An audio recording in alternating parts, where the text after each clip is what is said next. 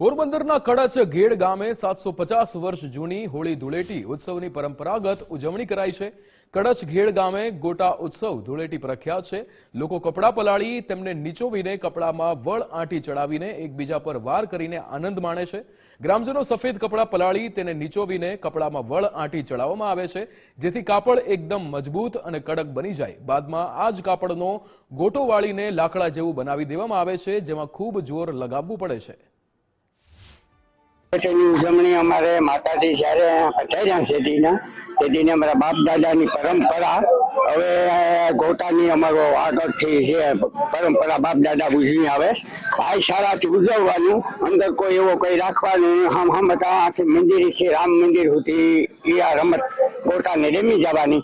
ત્યાં જઈને ગોટા છોડી દંડિયા રમવાનું ને માતાજીની જે બોલે ગોટા છોડ નાખવાના। અને અમારી આ 700 વર્ષથી આ માતાજીની પરંપરા અમારા બાપ દાદા એની પાછળ અટાણાની પ્રજા આ બધા જે છોકરા નવયુવાન છે ત્યાં અમારો માતાજીનો શીલો જાળવી રાખ્યો નામ હાલે અમારે। આ રીતના અમારા બાપ દાદા ની મોરની બધી પરંપરા વી આવે એ બધા ઉજી ગયા રમત ગમે તાઈ કલા અમે જો માતાજીનો જે બોલાવી જઈએ અને રમતા જઈએ। પોરગટે જઈને ગોટા છોડી નાખીએ બરોબર, પછી અમારા બધા છોકરા છે બધા ભાઈ છે આ કલા રમત ગમત કરે અને માતાજીનો અવસર ઉજવે।